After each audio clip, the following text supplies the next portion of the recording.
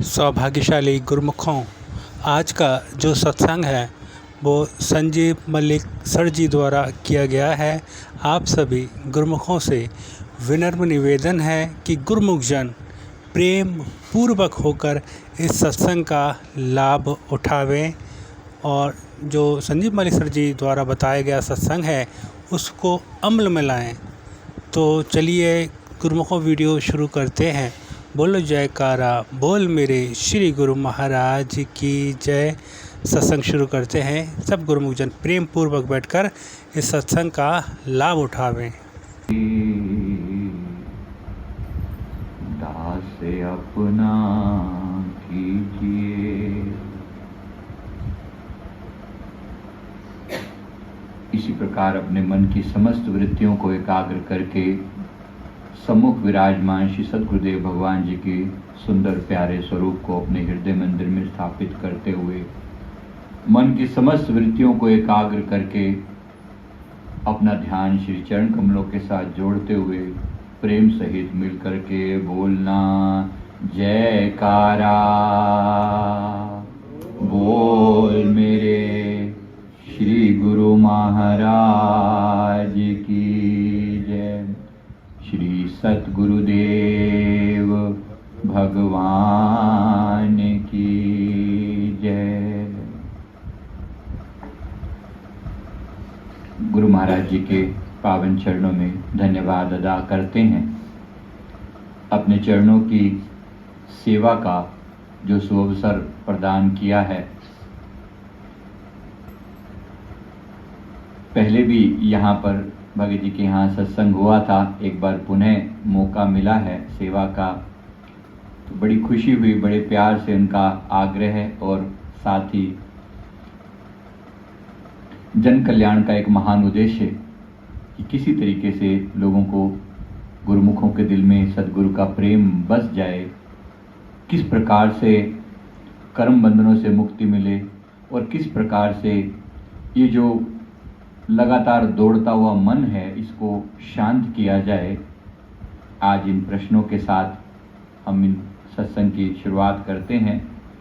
धन्यवाद अदा करते हैं भगत जी का जिन्होंने सेवा का अवसर प्रदान किया।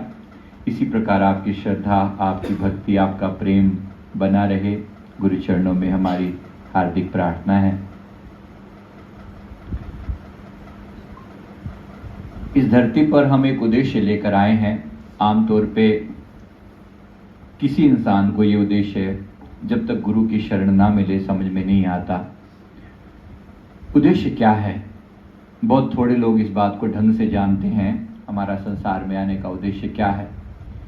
केवल एक सिंगल वन लाइनर पर्पस तो नहीं है, बहुत सारी बातें हैं जो हमें टेक केयर करनी होती हैं। पहली चीज, अपने कर्मों का हिसाब किताब पूरा करना। हम यहाँ पर अपने कर्मों का हिसाब पूरा करने आए हैं। एक चीज तो सबके साथ है, कर्म बंधनों से छुटकारा भी यहाँ पर बहुत जरूरी है कि कैसे इन बंधनों से छुटकारा मिले, क्योंकि तभी मोक्ष की प्राप्ति होगी। हमारे शास्त्रों में 4 उपाय, 4 पुरुषार्थ कहे गए हैं जो हमें प्राप्त होने चाहिए, जिनके आम भाषा में हम अर्थ, धर्म, काम और मोक्ष 4 बातें कहते हैं। तो अर्थ, धर्म, काम और मोक्ष को हमारी जो धारणा है उन दोनों के साथ जोड़कर हम क्या कहते हैं? तो पहला जो उद्देश्य है इस धरती पर आने का वो है कर्म बंधनों की समाप्ति। दूसरा उद्देश्य इस धरती पर आने का यहाँ के नियम सीखना। जैसे यहाँ का एक मुख्य नियम ये कर्म का सिद्धांत, अन्य कुछ नियम है आकर्षण का सिद्धांत, प्रेम का सिद्धांत, संतुलन का सिद्धांत, भक्ति का सिद्धांत, समर्पण का सिद्धांत। ऐसे अनेक सिद्धांत है जिसके बारे में बहुत लोग थोड़ा या कम जानते होंगे, लेकिन उसके बारे में विस्तार से भी बात नहीं करने वाले। लेकिन हम यहाँ पर ये सब सीखने के लिए आए हुए हैं, लर्निंग लेने के लिए आए हैं। डेफिनेटली संसार एक पाठशाला है और हम यहाँ पर कोई मजे लेने के लिए तो नहीं आए हैं। हम यहाँ पर एक विशेष उद्देश्य लेकर आए हैं, लेकिन आम संसार को ये पता नहीं चलता उद्देश्य है क्या। उन्हें लगता है कि किसी तरीके से पैसा कमा लो, परिवार बड़ा कर लो, घर एक नहीं तो 2-4 बना लो, फैक्ट्रियां बढ़ा लो, या ऐसे ही अपना बिजनेस बढ़ा लो। इसके अलावा उन्हें लक्ष्य समझ में नहीं आता। यहाँ कुछ चीज़ें याद दिलानी पड़ती हैं। जैसे जो तीसरा उद्देश्य है वो इस संसार की सेवा करना। जरा अपने मन में झांकते रहना, जब कहा जा रहा है तो अपने मन में झांक कर देखना भी है हम किस उद्देश्य की ओर कितने % बढ़ रहे हैं। ये आपको हमें अपने आप को डिसाइड करना है, सोचना है, जानना है, राइट। तो पहला और तीसरा जो उद्देश्य है इसका म्यूट हो।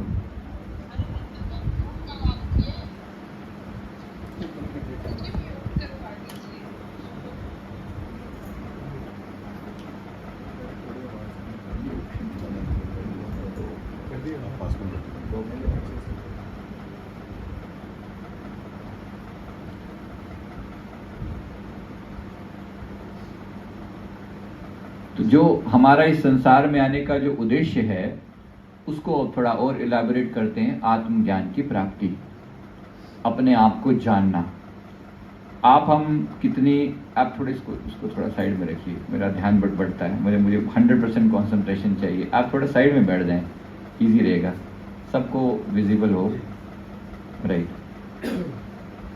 तो हम यहाँ पर जो आत्मा का ज्ञान पाने के लिए आए हैं, इस आत्मज्ञान के बारे में हम लोग बहुत कम चर्चा करते हैं, क्योंकि हमें बस एक ही बात बताई गई है कि हमें गुरु महाराज जी की प्रसन्नता पानी है। हाँ, बिल्कुल पानी है, ऐसी ही पानी है, साथ साथ अपने आप को जानना भी है।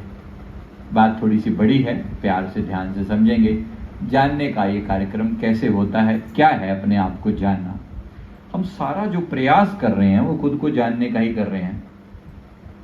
हम इस संसार में जो भी कार्यवाही करते हैं दूसरों की नज़रों में हम कुछ बनने का प्रयास करते हैं। ये बात सबको समझ में आएगी? जरा कुछ बातें हैं, सहमति चाहिए होगी, कहीं डिसएग्री करें तो बात कहिएगा, पूछिएगा। हम खुद को जानने का प्रयास कर रहे हैं। लगातार हमारे मन में जो विचार चलते रहते हैं अपने बारे में चलते रहते हैं या अपने से जुड़ी हुई चीज़ों के बारे में चलते रहते हैं। ये सबको क्लियर है? सबको क्लियर है? सारा दिन हम सोचते रहते हैं, हमारा मन सोचता रहता है मैंने उसे ये कहा, उसने मुझे ऐसा कहा, मैंने गलत तो नहीं किया, मैंने सही किया ना, हाँ या ना। हमारे अंदर हम टटोलते रहते हैं, अपने आप को तोलते रहते हैं। करते हैं सभी? समझ में आ रहा है? तो मन के अंदर 4 डिपार्टमेंट हैं हमारे संतों के हिसाब से। 4 डिपार्टमेंट है। एक मन के अंदर डिपार्टमेंट, मन एक टोटल एंटिटी का नाम है, जिसमें एक जो डिपार्टमेंट है जिसका नाम हम बोलते हैं कि ये मन यानी बोलने वाला कंपोनेंट है। एक बोलना है, जो बोलता है, जो लगातार अंदर विचार चलते हैं, शब्द गूंजते हैं हमारे अंदर, वो बोलने वाला डिपार्टमेंट है। दूसरा है चित्त, जो चित्र बनाता है, फोटो क्रिएट करता है। समझ में आती है? कभी कभी शब्द नहीं होते लेकिन चित्र बन जाते हैं, तो वो चित्त डिपार्टमेंट है। इसी चित्त से चित्रगुप्त बना है, जो गुप्त रूप से हमारे भीतर कैमरे से फोटो खींचता रहता है। हम अच्छा सोचते हैं, बुरा विचार आते हैं, भाव आते हैं, जो हमारे अंदर फोटो बनती है वो गुप्त रूप से उसकी फोटो खींच ली जाती है, राइट। तीसरी जो चीज है वो है बुद्धि, जो ये डिसीजन लेती है कि क्या गलत और क्या ठीक। और चौथी चीज है अहंकार। ये 4 चीजों से मिलकर बना है हमारे मन का डिपार्टमेंट। अगर हम इसको समझ लें तो जो पहला सवाल हम लेकर चले थे, इस भटके हुए मन को शांत कैसे किया जाए, तो आपको ये बात बड़े अच्छे से रहस्य समझ में आ जाएगा। शांत करने की विधि क्या है, इसको शांत करने का तरीका, पहले इनमें से किसी एक चीज को आप शांत कर दीजिए तो ये मन शांत हो जाएगा। या तो बोलने वाले पार्ट को, या पिक्चर बनाने वाले पार्ट को, या बुद्धि को, और या अहंकार को। किसी एक को शांत कर दो, ये चारों शांत हो जाएंगे, क्योंकि सब चीजें आपस में जुड़ी हुई हैं। तो इसको अलग अलग ढंग से, अलग अलग जो लोग हैं अलग अलग ढंग से इस पर काम करते हैं।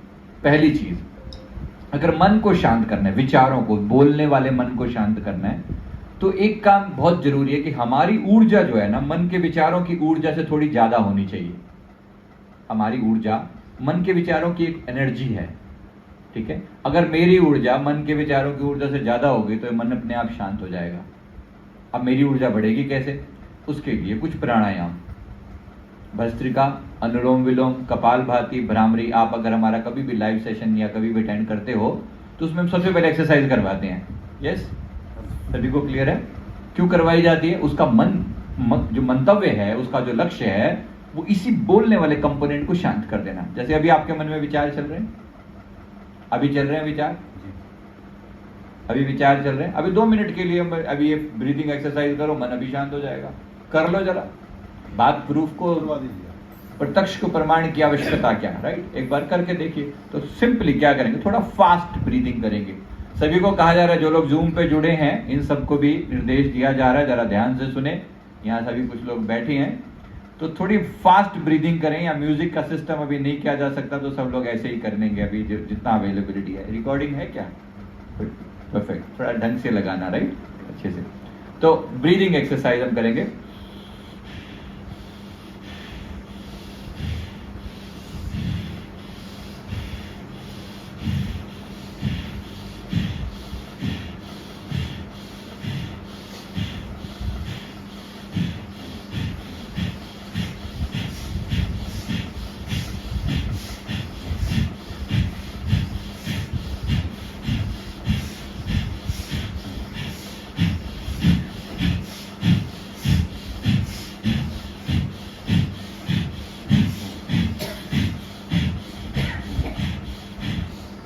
करते जाएं इसे। क्यों करवाई जा रही है ये, क्या हो रहा है इससे? करते जाएं 2 मिनट और, 4 मिनट के लिए, बस 3 से 4 मिनट आप एक्सरसाइज कर ले, मन के सारे विचार अभी शांत हो जाएंगे। हम कर क्या रहे हैं, हम अपनी ऊर्जा को बढ़ा रहे हैं, एज सिंपल एज दैट। करिए जरा थोड़ी देर के लिए, थोड़े फास्ट करते जाएंगे। अगर आप कर सकते हैं तो 1 सेकंड में एक बार अच्छे से। पेट पर ज्यादा जोर नहीं डालेंगे। हो सके तो जब भी बैठे ध्यान पर, तो खाना बिल्कुल पेट भारी ना हो, यानी खाना वाना थोड़ा पच चुका हो या खाली हो बिल्कुल, तो इस तरीके से। तो दूसरी चीज चेक करके देखें, दोनों नोस्ट्रिल पे ऐसे हाथ रख के देखें, क्या दोनों नोस्ट्रिल बराबरी पे चल रहे हैं? अगर नहीं चल रहे तो जो बराबरी पर नहीं चल रहा, मतलब जो ज्यादा चल रहा है, उसको रोककर दूसरे वाले से श्वास लें। इसके लिए दूसरा तरीका है अनुलोम विलोम। एक तरीका यही है, मान लो आपका राइट ज्यादा चल रहा है तो राइट को थोड़ा रोक के लेफ्ट वाले से थोड़ा सांस लिया। अगर ये ज्यादा चल रहा है तो इसको रोक के इससे सांस लिया। हमारे तो बराबर चल रहे हैं।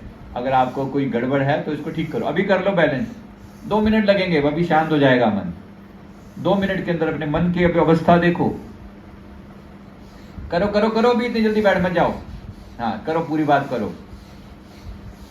दूसरा जो है अनुलोम विलोम प्राणायाम, इसके बाद जो करेंगे, अनुलोम विलोम में हम इस तरीके से अनुलोम विलोम करेंगे। श्वास को एक नाक से लिया और दूसरे से बाहर निकाला, और यहां से लिया और यहां से बाहर निकाला। ये सभी कर लिया करें बाय डिफॉल्ट, बस बहुत बेसिक सी चीज है। अंदर लिया, थोड़ी देर के लिए होल्ड किया, और यहां से इस वाले नाक से, मतलब यहां से लिया तो यहां से, और यहां से लिया तो यहां से। करिए जरा, क्लियर हो जाएगा। अभी बिल्कुल साफ सुथरा एकदम मन बना। थोड़ी देर के लिए ब्रीदिंग एक्सरसाइज करने से आप क्या कर रहे हैं, आप अपनी ऊर्जा को बढ़ा रहे हैं, आप अपनी एनर्जी को बढ़ा रहे हैं। कर लीजिए। अभी ये मन जो विचार हैं, विकार हैं, जो फालतू बातें मन में चल रही थी, ये बिल्कुल शांत हो जाएगा। इसके बाद आप कपालभाति थोड़ा सा कर सकते हैं, पेट को थोड़ा अंदर करके श्वास को बाहर फेंकना, और फिर भ्रामरी। अभी के लिए हम ये 2 एक्सरसाइज भी अगर ठीक से करेंगे तो मन शांत हो जाएगा। अभी देखिए मन की अवस्था पहले के मुकाबले में थोड़ा शांत हुआ, थोड़ा और शांत हो जाएगा। और बाकी अपने मन को क्लियर कट निर्देश दीजिए कि मैं अभी और यहीं प्रेजेंट हूं, मेरे लिए इस समय, इस घड़ी से इंपॉर्टेंट कुछ और नहीं है। Is that clear? अगर आपको इस घड़ी की इंपॉर्टेंस पता है तो बाकी सब चीजें अपने आप शांत हो जाएंगी। मन दूसरी चीजों को तब प्रायोरिटी देता है जब आप इस चीज को प्रायोरिटी नहीं दे रहे होते। तो मन को अच्छे से समझाओ कि इस समय ये काम मेरे लिए सर्वोत्तम है, सबसे बड़ी बात है। यस, ये मैं केवल सत्संग की ही बात नहीं कर रहा हूं, अन्य कोई भी काम कर रहे हैं, जैसे मैं आप ऑफिस का कर रहे हैं तो ऑफिस के काम के अलावा कोई और काम जरूरी नहीं। यहां तक कि मैं ये भी नहीं कहता कि आप ऑफिस के काम के साथ मन में नाम का जाप करते रहो, मैं नहीं कह रहा हूं, अभी नहीं कह रहा हूं। बात को समझना, खिचड़ी नहीं पकानी, एक टाइम में पूर्ण एकाग्रता के साथ एक काम भी कर दिया, वो काम आपका पूजा हो जाएगा, वो काम सदगुरु को समर्पित हो जाएगा। हाँ या ना? समझ में आ रहा है? वी कैनॉट डू, हमारा जो मन जो है वो मल्टीटास्किंग नहीं है। हमारी भाषा में मल्टीटास्किंग हम वर्ड यूज करते हैं कंप्यूटर की भाषा में, तो मल्टीटास्किंग के लिए नहीं बना हुआ, एक ही काम के लिए बना हुआ है। उसको आदत डालें, एक टाइम में एक ही काम करें। एक टाइम एक ही काम करें, बस अभी के लिए यही इंपॉर्टेंट है। जब ये कोई और फालतू का विचार लाने की कोशिश करके बोलो अभी मुझे नहीं सोचना, इससे आपका फोकस बढ़ेगा। हमने खुद ही इसे अलाउ कर रखा है कि जितना मर्जी बकवास सोचना है सोच ले, तो ये अपने आप वही कर रहा है, एक नौकर है। ये सिंपल बात समझना है, तो हमारा सर्वेंट ही ना, हमारा ये एक टूल है। मेरा हाथ मेरी मर्जी से किसी गाल में थप्पड़ मार देगा क्या? मेरी मर्जी के बगैर तो नहीं करेगा ना, आप समझिए ना। मेरा मोबाइल मेरी मर्जी के बगैर किसी को फोन मिला देगा क्या? नहीं ना, मेरा एक टूल है, मेरा एक इंस्ट्रूमेंट है। मेरा इंस्ट्रूमेंट है तो मेरे आदेश से उसे काम करना चाहिए। मन भी मेरा एक इंस्ट्रूमेंट है। Is it clear? मालिक कौन? आत्मा, यानी मैं, आप, राइट? आप मालिक हैं, मन एक नौकर है। नौकर से नौकर का काम अच्छा लिया है, पर नौकर को मालिक बना के नहीं बैठ जाना। मन इतना महान है, मन ऐसा, मन वैसा। मन को चढ़ाओ मत ज्यादा। मेरा मन मेरे काबू में नहीं आता, क्यों? गुलाम हो क्या? गुलाम हो क्या? ऐसा नहीं, बिल्कुल भी नहीं है। बात समझ में आ रही है? मैं यहाँ पर ज्ञान और भक्ति दोनों की बात करूंगा, क्योंकि ये भाषा जो मैं अभी यूज कर रहा हूं, ज्यादातर आप लोगों ने भक्ति वाले भाव में ये सुनी नहीं होगी। मालिक कौन? सदगुरु। हम हमेशा ये सोचते हैं, लेकिन हमारी आत्मा भी वही है। मैं ये कह के चल रहा हूं कि जो भीतर आत्मा बैठी है, ये सदगुरु, ये आत्मा उसी का अंश है। यहां तक क्लियर है मामला? तो अभी हम, अगर आपको कुछ और समझ में नहीं आता, भक्त की भाषा में कहूं तो ये मान लीजिए कि आपके भीतर सदगुरु विराजमान है, वही कर रहे हैं, वही करवा रहे हैं, वही सुन रहे हैं, वही कह रहे हैं। अगर ये भाव मान सकते हो तो ये मान लो, हमें कोई समस्या नहीं है अगर आप ये मान सकते हो। समझ में आ रहा है? तो जब भी कोई भी काम करें पूर्ण एकाग्रता के साथ, इस समय मेरे मन को इस चीज के अलावा कुछ और नहीं करना। जो भी मैं करूं पूर्ण एकाग्रता के साथ करूं। चाहे मैं टीवी देख रहा हूं, हालांकि देखने की जरूरत तो नहीं है, बट मान लो आप देख रहे हो, उस समय बाकी बकवास सुनने की जरूरत क्या है? नहीं ना। हमारा मन, हमारी आंखें, हमारा पूरी चेतना जो है वो एक पॉइंट पर केंद्र होने की उसे आदत पड़ जाएगी। कोई भी काम करा पूर्ण एकाग्रता के साथ किया, कर सकते हैं, कर सकते हैं। चाहे आप बर्तन धोने जैसी ट्रिवियल से ट्रिवियल टास्क क्यों नहीं कर रहे, बर्तन धो रहे हैं तो बर्तन ही धो रहे हैं, शांति से, विचार शून्यता के साथ। वो कार्य आपका शुद्ध हो जाएगा, पवित्र हो जाएगा। कार्य से ज्यादा कार्य के पीछे की जाने वाली जो मंशा है वो इंपॉर्टेंट है, इंटेंशन जो है वो इंपॉर्टेंट है। यहां तक क्लियर है? तो ये एक बात हमने नई अच्छे से समझ ली, सीख ली कि मन को विचारों से रहित कैसे किया जाएगा। एक ये उपाय, ब्रीदिंग वाला उपाय। दूसरी जो बात है, कर्म बंधन कैसे कटे। कर्म बंधन एक बड़ा टास्क है। कर्म बंधन बनते कैसे हैं, मन कैसे कर्म करता है। अब ये कर्म बंधन के लिए मन से, विचारों से, और फिर भावनाओं से, और फिर एक्शन। तो पहले विचार पैदा होते हैं, विचारों के साथ साथ भाव पैदा होते हैं, राइट? मैंने किसी व्यक्ति के बारे में सोचना शुरू किया, उस बंदे ने मेरे साथ बड़ा धोखा किया, मान लो, अगला मेरे अंदर क्या चीज पैदा होगी? मेरे अंदर गुस्सा आएगा उसके प्रति, या नफरत का भाव पैदा होगा, राइट? तो पहली चीज जो ट्रिगर की वो है विचार। दूसरी चीज जो आई वो है भाव, उससे जुड़ा हुआ भाव। विचार को अगर मैं वहीं का वहीं शांत कर देता तो भाव तक बात ना जाती। अगर ऐसा किया जा सके, कोशिश करना, वहीं रोक देना। अगर विचार ट्रिगर हुआ, विचार से भाव ट्रिगर होगा ही होगा। भाव से नेक्स्ट चीज क्या होगी? अगर वो भाव को आप बार बार महत्व दोगे तो वो आपको एक्शन लेने पर मजबूर कर देगा। बात समझ में आ रही है? वो एक्शन लेने पर मजबूर कर देगा। अभी तक उस बंदे के प्रति केवल गुस्सा था, अब एक्शन में क्या हुआ? अब जाके सीधे आप उसे ईंट तो मार नहीं दोगे। क्या होगा? आप किसी को उसके बारे में कुछ उल्टा सीधा बोलोगे, यार ये बंदा बड़ा धोखेबाज है, ये ऐसा वैसा वैसा। तो आपने एक एक्शन ले लिया। जब तक ये बात मन की मन में थी तब तक आपके ऊपर कोई पाप नहीं था।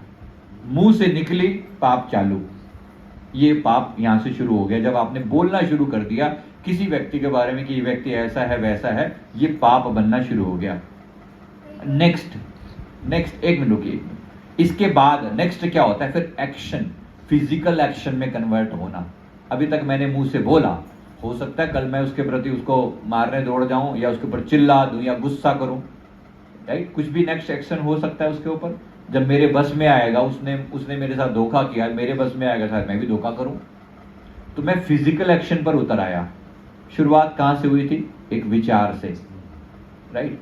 उसने धोखा किया, उसने धोखा किया। अगर मैं उसी समय इस एक्शन को किसी तरीके से समझ के साथ संभाल लेता और खत्म कर लेता, भाव तक ना पहुंचने देता, तो पहला स्टेप तो वहीं से बाहर हो जाता मामला। ठीक है, समझ में आया? भाई उसने मेरे साथ धोखा किया, उस धोखे मैंने धोखा खाया, उसमें क्या मेरा कोई कसूर नहीं था? मेरा भी कसूर रहा होगा, मैंने उसे अलाउ ही क्यों किया धोखा खाने का? चलो मान लो मेरा कसूर भी था या नहीं था, 1% हो सकता है मेरा कोई कसूर ना हो रहा हो सकता है ये मेरा कार्मिक रहा हो। मान लो मैंने पिछले जीवन में किसी ने धोखा दिया हो, क्योंकि जीवन में कोई भी घटना बिना किसी रेफरेंस के हो ही नहीं सकती। अचानक कुछ नहीं हो रहा है, यहां पर जो हो रहा है किसी कारण से हो रहा है। इतनी बात समझ में आती है? कारण तो है। पीछे एक छोटी सी वैसी बता रहा हूं, बाइक मेरी जो है, स्कूटी जो है, इलेक्ट्रिक स्कूटी ली हुई थी दिल्ली में, स्कूटी नीचे से गायब हो गई। कुछ 25,000 की थी, मतलब जब ली थी तो 40 के आसपास थी, लेकिन करते करते 25 की रह गई होगी। अब वो गायब हुई तो थोड़ा सा मन में आया भी से ये कैसे गायब हो गई। हालांकि सारे सिक्योरिटी कैमरा में सब लगे हुए थे। तो इससे पहले कि मेरा मन कुछ और सोचता, मैंने गुरु चरणों में जाकर दंडवत करी मन ही मन, गुरु महाराज जी स्कूटी गायब हो गई है। अब सेवक के पास क्या है, एक आम इंसान के पास अप्रोच करने के लिए क्या है, वो क्या करेगा, इधर पूछेगा उधर पूछेगा, फाइनली पुलिस ये वो सब करेगा, नौटंकी जो भी वो करेगा, ठीक है, उसकी अपनी जगह पर। सेवक के पास पहला रेफरेंस उसके सदगुरु हैं, परमात्मा है। वहां से बात शुरू होती है, प्रभु स्कूटी गायब हो गई है, प्रार्थना करी, थोड़ी देर भजन में बैठा, आदेश हुआ कि भजन में बैठो, थोड़ी देर सिमरन में बैठे तो गुरुदेव ने दिखाया कि तुम्हारे अपने कर्म हैं, कुछ ऐसी हरकत की हुई है, किसी के साथ कोई चीटिंग हो गई थी। अब जाने हुए अनजाने में पैसा किसी से लिया, कुछ पैसा लिया, भूल गए, लौटाना भूल गए। नहीं याद तो नहीं याद, बचपन की कोई बात थी, इसी जीवन की बात थी वो। गुरुदेव ने कहा कि इसी जीवन की बात थी, भूल गए हो, बताओ। भूल गए तो भूल गए, क्या करें? ले गया वो, अपना हिस्सा ले गया, जिसको चाहिए था वो ले गया। अब क्या करोगे? कुछ नहीं करेंगे, हाथ जोड़ेंगे, कान पकड़ेंगे, माफी मांगेंगे और क्या करेंगे? गलती किसकी? मेरी। गलती किसकी? हमारी। As simple as that. पता नहीं जाने में हुई हो या अनजाने में हुई हो, चिल्लाऊं किसी पर क्यों चिल्लाऊं? हालांकि किसी और इंसान की होती तो क्या करता, दुनिया भर अरे क्या बकवास, ऐसा वैसा फलाना, ये सब पता नहीं कैसे लोग चोरी हो जाती है। हालांकि वो इतनी हाई सोसाइटी है कि वहां पर इतनी सेफ्टी, इतने कैमराज और पता नहीं क्या क्या लगा रखा है, उसके बावजूद भी तो हम क्या करते, दोष देना शुरू करते, कल्प्रिट ढूंढते कि मैं किसको दोष दूं, कि मेरी इस समस्या के लिए कौन जिम्मेवार है। एक आम इंसान यही सोचता, राइट? गुरुमुख के ऊपर गुरु का वास है, गुरु की कृपा है। वो पहली चीज जो उसके मन में पैदा होती है, वो अपने बारे में सोचना शुरू करता है कि मेरे से ऐसी क्या गलती हुई है कि मेरे ऊपर ये समस्या आई है। ये बात समझ में आती है? बस यहां से सारा ट्रेंड चेंज होना शुरू होता है। इसीलिए गुरु महाराज जी का होना जीवन में कितना जरूरी है, सदगुरु का होना कितनी बड़ी बात है। विचार का कांटा बदल दिया। वैसे पहली रेफरेंस पे ही बात अटका दी, पहली रेफरेंस पे आपके दिमाग को चेंज कर दिया। मन ने जैसे सोचना शुरू किया विचारों को सीधा कि मेरी इस गलती के पीछे रिस्पॉन्सिबल कौन, मेरे साथ ये हुआ, धोखा हुआ, चीटिंग हुई, नुकसान हुआ, कौन रिस्पॉन्सिबल? तो पहली बात, रिस्पॉन्सिबल कोई और नहीं, मैं स्वयं। Is that clear? तो कर्मों की हर रेफरेंस में आप ये जान के चलना, इस प्रकृति में ना कोई कभी किसी को दुख दे सकता और ना कोई किसी को सुख दे सकता। कोई ना काहू दुख सुख कर दाता, कोई ना काहू दुख सुख कर दाता। तो अपने ही कर्मों के कारण हम सुख भोग रहे हैं, अपने ही कर्मों के कारण दुख भोग रहे हैं। एक बार आपके मन में ये स्वीकार भाव आ जाए तो आप किसी के लिए किसी और को दोषी मान ही नहीं सकते। राइट? समझ में आया? जब अपनी गलती समझ में आई तो कर्म बंधनों से मुक्ति के लिए प्रयास भी करोगे। तो पहला प्रयास क्या होगा? मैंने क्या किया उस समय? गुरु महाराज जी के आगे दंडवत प्रणाम किया, 11 बार कान पकड़े, माफी मांगी, प्रभु मेरी गलतियां क्षमा करो। स्कूटी भी मेरी चोरी हुई है, माफी भी मैं ही मांग रहा हूं। क्यों? क्योंकि सदगुरु की कृपा है, ब्लेसिंग है, आधार है, गुरु कृपा का आधार है। गुरु ने यही ज्ञान दिया, समझ दी कि गलतियां तुम्हारे अंदर है, दोषी अगर कोई है तो तुम स्वयं हो। यहां तक बात क्लियर है? तो गुरु जो है, ये सीक्रेट जो है, ये सीक्रेट हम सबको अपने भीतर एक बार अपने जीवन में होने वाली हर एक घटना को इसी प्रकार इसी प्रकार जरा एक बार साक्षी मानकर अपने आप को, सदगुरु को साक्षी मानते हुए जरा मन में विचार करें, आज तक मैंने जितने भी दुख पाए हैं मेरे कुछ ना कुछ कर्म रहे होंगे, हाँ या ना? जरूर रहे होंगे। स्वीकार हैं सारे, स्वीकार हैं। इसी से ही आती है एक्सेप्टेंस, स्वीकार भाव। जीवन में तकलीफें हैं, हजारों तकलीफें हैं शरीर के अंदर, फिर भी स्वीकार है, स्वीकार है। हजारों शरीर तकलीफें हैं, हर चैलेंज स्वीकार किया। किस भरोसे पे स्वीकार किया? क्योंकि गुरु की कृपा है, गुरु ने समझ दी है कि गलतियां मेरी होंगी। रिश्तों में एक समस्या, पैसे की समस्या, फायदा या नुकसान, फायदा या नुकसान, रिश्तों की समस्या, कोई रिश्ता तकलीफ देता है, दोष किसका? दोष किसका? पक्की बात, हर रिश्ते में है ऐसा, हर रिश्ते में है ऐसा। जो रिश्ता तकलीफ देता है मन मानता है कि मेरा ही दोष रहा होगा, या उसने ऐसा किया तो किया कैसे, ये सोचता है। अभी तक तो ऐसा सोचता है, बहुत बार सोचता भी होगा, बहुत बार फिर हम अपने मन को समझाते हैं शायद मेरा ही कोई कर्म है। ये याद रखिए, आपके जीवन में कोई व्यक्ति तब तक रहेगा जब तक आपके उसके साथ कार्मिक लेन देन रहेगा। कार्मिक लेन देन के समाप्त होते ही वो आपके जीवन से गायब हो जाएगा, हर एक के साथ, ये तय है। हमने एक एक व्यक्ति का, अब पास्ट लाइफ रिग्रेशन करते हैं, देखते हैं तो इतनी इतनी चीजें सामने आती हैं कि कोई व्यक्ति आज आपको जो तकलीफ दे रहा है बिल्कुल डिट्टो। उस दिन किसी लड़की की हम बात कर रहे थे, उस लड़की ने आकर हमें कहा कि वो अच्छी खासी मतलब डॉक्टर है, डॉक्टरेट उसने एमबीबीएस किया हुआ है, एक अच्छे खासे हॉस्पिटल में अच्छे लेवल पर लगी हुई है, काम करती है। लेकिन उसने कहा कि भैया मेरी सास जो है ना बड़ा तकलीफ देती है, बहुत पेन देती है, बातें करती है तो बात बात में गालियां देती है, सुनाती है। कहा तो मेरा इतना अच्छा लेवल, भाई एमबीबीएस किया हो तो बच्ची काफी स्मार्ट है, समझदार है, अच्छी पढ़ी लिखी है, लेकिन यहाँ पर इतनी तकलीफ क्यों हो रही है, इस रिश्ते में इतनी तकलीफ क्यों हो रही है? और वो कुछ खास गालियां बोलती थी, भाई कर्म जली सोर्स सो कॉन्ड, सॉरी मुझे बहुत शब्द बोलने पड़ रहे हैं, काइंड ऑफ, उसने कुछ शब्द बताए। अच्छा, हमने उसका पास्ट जाके देखा, हमने देखा कि आखिर क्या घटना घटी थी, कौन है ये, क्यों गालियां दे रही है, कुछ तो गड़बड़ हुई होगी ना। तो हमें ये समझ में आया जब हमने उनका पास्ट देखा, सास है जो वो दे रही है, उनका जो हस्बैंड है, ये लेडी अपने हस्बैंड को बहुत पसंद करती है, लेकिन जो सास है वो हस्बैंड को, मतलब अपने बेटे को भड़का देती है इसके अगेंस्ट, और वो इसके ऊपर गुस्सा करता है, चिल्लाता है, कुछ भी करता है। अंततः इन दोनों की आपस में नहीं बनती। अब ये कह रही है कि मैं बिल्कुल टॉर्चर हो रहा है मेरे साथ, और ये सब दोनों मिलकर मुझे बहुत दुखी कर रहे हैं, तो मेरे साथ ऐसा हो क्यों रहा है। पास्ट जब हमने देखा तो पता चला कि ये जो लड़की आज है, जो बहू है, ये पिछले जीवन में एक सामान्य लेडी थी, अच्छी खासी रिच थी, पैसा था इसके पास। तो वो जो सास है आज, वो घर की नौकरानी हुआ करती थी, वो घर की नौकरानी हुआ करती थी, लेकिन वो नौकरानी भी ऐसी नहीं बनी, उसने मतलब जैसा था कि उसके पास भी कभी बहुत पैसा था, लेकिन कुदरत ने ऐसा कुछ पटका दिया कि वो सब पैसा वैसा छिन गया। अंत में ऐसी नौबत आ गई कि दूसरों के घरों में बर्तन मांजने पड़े, सफाई करनी पड़ी, ऐसा समय बदल गया। जब वो बदला तो ये जो है इस बात का उसे ताना दिया करती थी नौकरानी को अपनी। अब घर में बैठी हुई लेडी वेली, कुछ काम और है नहीं, उसको आके वो सेवा कर रही है, इसके पास पैसा है और पैसा बोलता है, चिल्लाता है अपने जैसा, उसमें कर्म जली, ऐसे काम कर वैसे काम कर। मैंने जो वर्ड यूज किया ना, एग्जैक्ट सेम वर्डिंग, उसको हमने पास्ट लाइफ में जाकर देखा, सेम वर्डिंग। हमने और भी 2-4 शब्द उसे बताए कि उसने ये वाली गाली देती थी तुम्हें, उसने कहा कि ये सच है, आज भी वो गालियां मेरे को बिल्कुल सेम गाली वो देती है जो मैं उसे दिया करती थी। वर्ड टू वर्ड उसके दिमाग में वो चीजें फीड पड़ी हुई हैं। आप सोचिए उसके दिल पर उस समय क्या बीतती होगी। घर की नौकरानी जो कभी बहुत रिच हुआ करती थी, किसी कारण से वो यहाँ पर, किसी कारण से उसके घर पे उसे नौकरी करनी पड़ी, मजबूरी में, पता नहीं इंसान क्या करता है।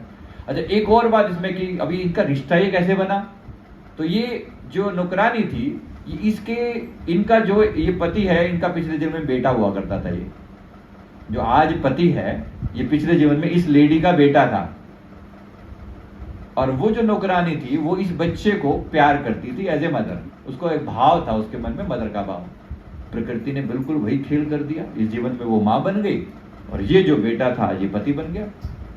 प्रकृति है, क्या किसी को आप थोड़ी पूछोगे। आपको हर रिश्ता आज जो भी हमारे साथ में है वो बिल्कुल वैसे हूबहू, कहीं ना कहीं इनको हम अपनी भाषा में बोलते हैं सोल फैमिली। सोल फैमिली मतलब जो आपके आसपास में आज जो रिश्तेदार है ना, यही रिश्तेदार अगले जीवन में कहीं ना कहीं घूम फिर के आएंगे अगर आप चाहोगे तो। क्योंकि मन है जिसके साथ वो रहेगा, क्या ये मेरा पति या मेरी पत्नी या मेरा भाई या मेरा बहन या मेरा बेटा या बेटी, मुझे ये बहुत अच्छा लगता है, मैं चाहता हूं इनके साथ साथ बना रहे। परमात्मा सारी प्रकृति आपके इन्हीं विचारों का रिफ्लेक्शन है। आपने जो विचार मन में डाले आपने फ्यूचर क्रिएट कर दिया।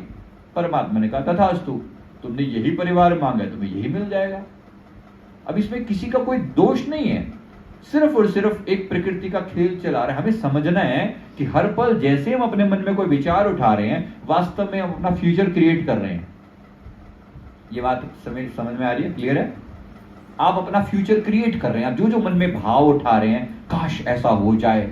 आपने आज किसी को अमेरिका जाते हुए किसी के मन में, मैं बात बता रहा हूँ एग्जैक्ट ऐसा ही होता है, मन में आया किसी को देखे, ये तो वैसे लुधियाना मतलब पंजाब तो ये थोड़ा हर तीसरा इंसान जो है ना अमेरिका और कनाडा और यूके की इनकी लगी रहती है, राइट? ऐसा ही है यहाँ पर।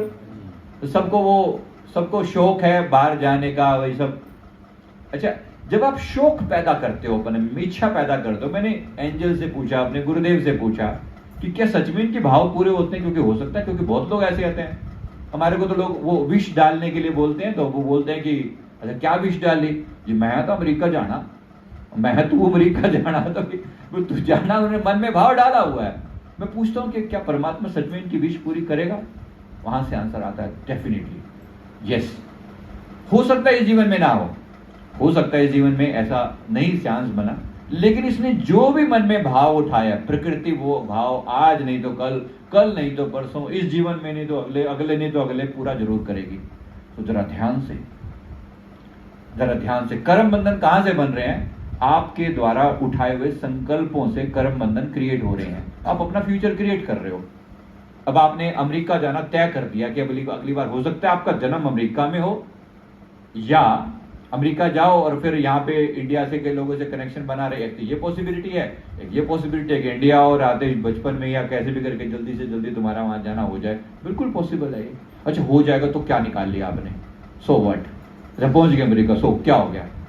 हो क्या गया? मतलब कौन सी बड़ी बात है? पर नहीं, लोग मानते कहाँ हैं? आप किसी से पूछ के देख लो, जिनके दिल में लगन लगी हुई है, उनके दिल से पूछ के, भाई मेरे को तो इसके अलावा कुछ सूझता ही नहीं है, पता नहीं क्या क्या मन में उनके चल रहा होता है ना? पागल बना। आपने देखा होगा लोगों के अंदर कितना उसके ऊपर 10-10, 20-20 लाख रुपए लगा के खेत बेच के उसको दे दिया, एजेंट को पैसा दिया, हमने सब पता लगता है, कहानी क्यों नहीं पता चलती? तो सारा हो क्या रहा है? आप जो डिजायर पैदा कर रहे हो वो पूरी हो रही है। किसी भी चीज को देख के आपके मन में क्या डिजायर आ जाए, आप सोच भी नहीं सकते कि आपके मन में क्या डिजायर किस तरह की पैदा हो जाए। क्या जो भी मन की डिजायर पैदा होगी वो बिल्कुल वैसी ही, आज नहीं तो कल नहीं तो परसों वो पूरी होनी है। समझ में आ रही है मेरी बात? तो मन से संकल्प गलती से मत उठाना। अगर कोई भी आपने विचार उठाया, आज तो हम कैंसिल कर सकते हैं, आज तो हमारे पास है समय, हम कैंसिल कर सकते हैं, लेकिन अगर कल ऐसा, वो जब एक बार बीज पक गया फिर उसके बाद कैंसिल करने का ऑप्शन नहीं है। इस जीवन में तो संभावना है कि हम कुछ कैंसिल करना चाहें। अभी मैंने कोई संकल्प गलत उठा दिया हो, अब आप जरा अपने मन पर टटोल के देख लें, कोई ऐसे मन में विचार तो नहीं डाले हुए? कोई भी किसी भी व्यक्ति के प्रति, कोई भी चीजों के प्रति हमने विचार डाले हो, आज नहीं तो कल नहीं तो परसों वो होना ही होना है, वो हम पाने ही वाले हैं जो हमने मांगा। हमने जाने में मांगा या अनजाने में मांगा। कभी कभी किसी को प्रॉमिस कर देते हैं, वैसे ही तेरे साथ जन्म जन्म का साथ निभाएंगे कह देते हैं लोग। माफी चाहता हूं किसी की, लेकिन अंदर गहराइयों में नहीं जाना चाहता, वरना पता तो सब लगता है कि कौन मन में क्या सोचता है। लेकिन जब आप सोच देते हो ये वाली बात कि तेरे साथ जन्म जन्म साथ निभाऊंगा, आपने एक संकल्प मन में डाल दिया, ये पूरा होगा, आज नहीं तो कल होगा। अब आप मुक्त होने वाले हो, लेकिन आपने किसी से प्रॉमिस कर रहा है कि तेरे साथ जन्म जन्म साथ निभाऊं, वो मुक्त नहीं होने वाली या वाला, उसकी मुक्ति की इच्छा नहीं, आप बंध गए उसके साथ, आप बंध गए, बार बार उसके साथ आना पड़ेगा। इसीलिए कभी कभी पति पत्नी में आपने एक अजीब सा कॉन्फ्लिक्ट देखा होगा। पति बहुत ज्यादा आध्यात्मिक है, पत्नी नहीं मानती, या पत्नी बहुत ज्यादा आध्यात्मिक है, पति नहीं मानता। ये कॉन्फ्लिक्ट क्यों आता है? ये इसी जन्म जन्म के साथ की वजह से आता है। बात समझ में आती है? क्योंकि आपने कभी संकल्प डाल लिया कि मैं तो तेरे साथ जन्म जन्म निभाऊंगा। अब आपने संकल्प, बंध गए आप, बंध गए आप। अब जैसे भी करोगे अब आपको निभानी है इसके साथ। अब आप कहते हो हे प्रभु ये पत्नी मानती क्यों नहीं, या ये पति मानता क्यों नहीं? मानने का कहां से? वो अपनी लाइन है भाई, उसकी अपनी इच्छाएं हैं, आपकी अपनी इच्छाएं। अगर आपने ऐसा पैदा कर लिया मन में संकल्प, तो वो संकल्प पूरा होगा। Is that clear? तो मन में क्या डालना और क्या ना डालना, अपने मन में कोई ऐसी फालतू की चीज ना डाली जाए जो आपके मन में, जो आज नहीं तो कल आपके लिए दर्द पैदा करे, दुख पैदा करे, नए जन्मों का बीज पैदा करे। ठीक है? तो मन एव मनुष्याणाम कारणम बंधन मोक्षयो, मन ही मनुष्य के बंधन और मोक्ष का कारण है। इसी मन ने संकल्प डाले, आज हम जो भी हैं इन्हीं संकल्पों के कारण हैं। अब हम पुरुष हैं तो पुरुष के मुख्य संकल्प भी आपने डाला, स्त्री है तो स्त्री का संकल्प भी आपने डाला होगा।